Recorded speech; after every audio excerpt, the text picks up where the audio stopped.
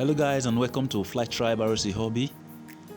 Please, if this is your first time visiting my channel or you just came across this video on YouTube, please do ensure you subscribe to my channel and also hit the notification button so you'll be notified whenever I upload a new video. Thank you.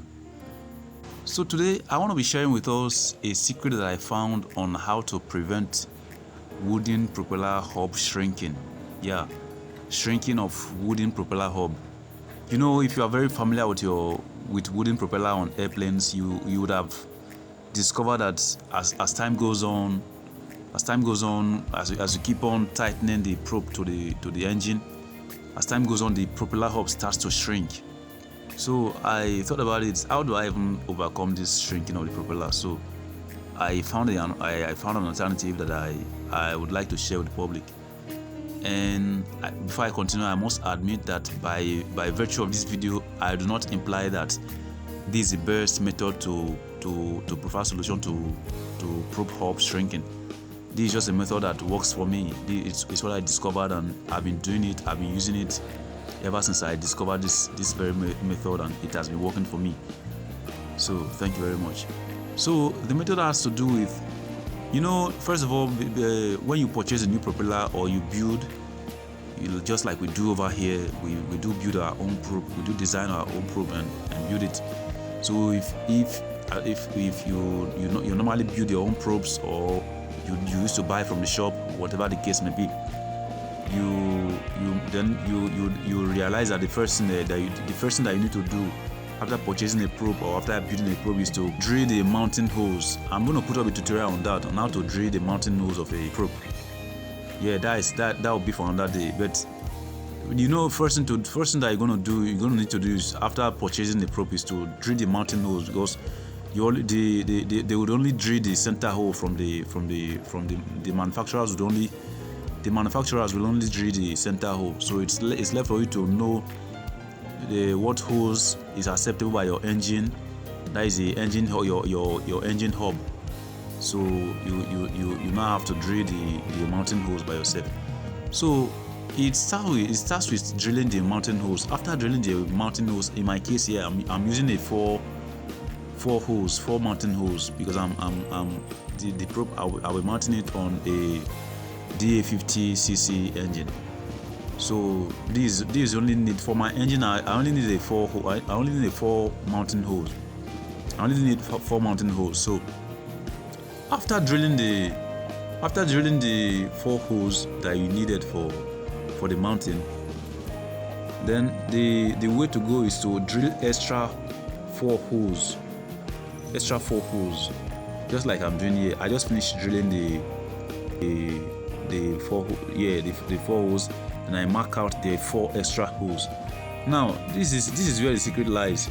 These are the mark out of the four extra holes after drilling out the four mounting holes. So for instance, if you are using a 10 mm drill bit to drill your mounting holes, the four extra holes has to be 12 mm drill bit. I don't know if you are getting me.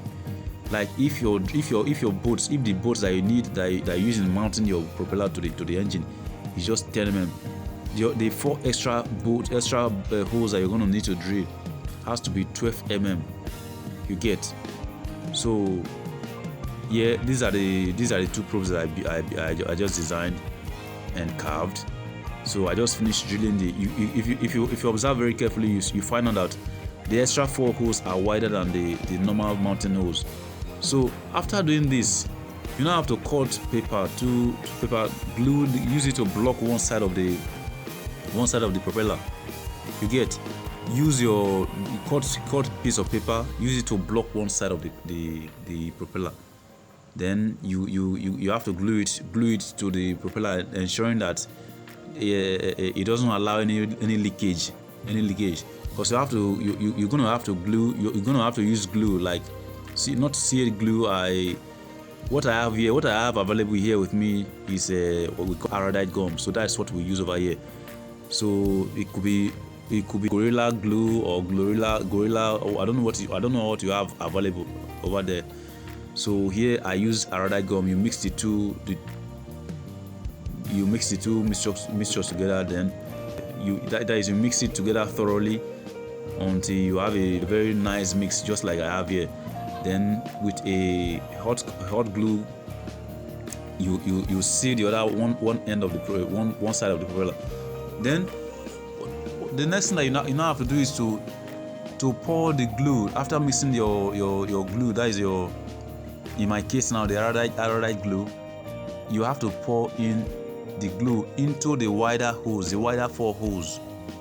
So that's what I'm doing right now. You pour in after mixing thoroughly, and you now have a thorough mix. You have to pour in the glue into the wider holes. Yeah, that's what I'm doing right now. So you pour in the glue into the wider holes, pour it in gradually, gently, because the hole is kind of tiny. It's going to be somehow hard to, if you should force things, like if you should do it, if you should pour large quantity at a time, it wouldn't penetrate the hole. So you have to do it gently. You can see now the whole 4 holes have been filled up. So 12 hours later, because this is my glue, it doesn't cure on time, it doesn't dry on time, so you have to give it time. So this is the propeller after 12 hours. So now everything is dried, and all you now have to do is to remove the paper on the other side, and then sand off the extra glue on top of the probe. I assure you, there's no way you will tighten it to the engine that this probe will shrink. This is what has been working for me ever since I started using wooden probe and started building my own probe. So it works very nicely. There is no way you tighten it that the probe hub will shrink. So this is the end of this video. Thanks for staying with us. If you find the information useful or helpful, kindly subscribe and share your thoughts in the comment section. Thank you.